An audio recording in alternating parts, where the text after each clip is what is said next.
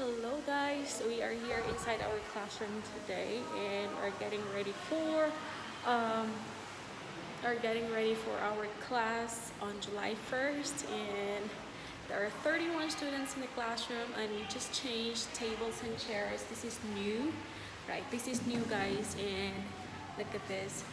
And the other day I wiped them everything, and I also cleaned also here.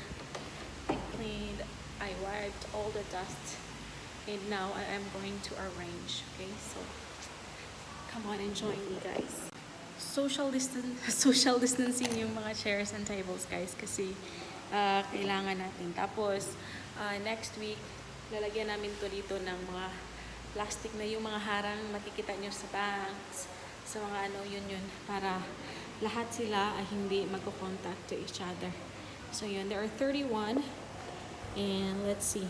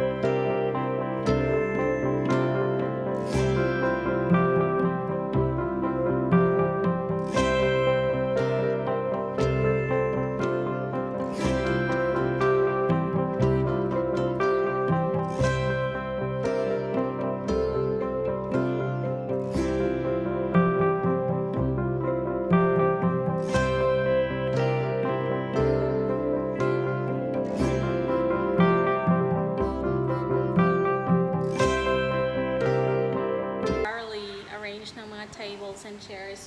Kung naalala nyo guys, last school year, iba yung chairs and tables namin. Yung trapezoid na iba't ibang kulay, may pink, blue, at saka orange, yun yung namin. At saka ang problema kasi doon, kasi pag ikaw nakatayo dyan, kasi trapezoid siya, nababangga or nahihit yung namin, yung legs. So now they change it to square, and I think that is more good. So guys, yung ibang mga kasamahan ko na mga teachers ay naglilinis sila ng hallway.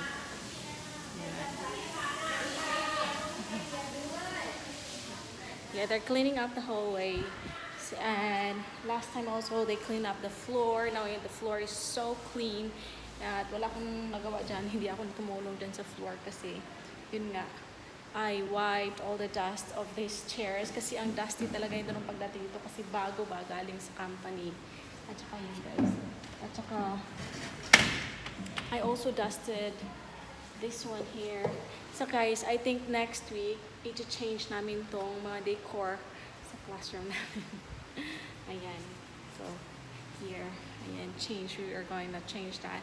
And next week I guess we will put something na yung basta next week guys. So yun nga, ito lang ang preparation namin sa papalapit na klase sa July 1st. Thank you so much for watching, and see you on my next vlog. And please don't forget to pray for each other. God bless you. Bye-bye.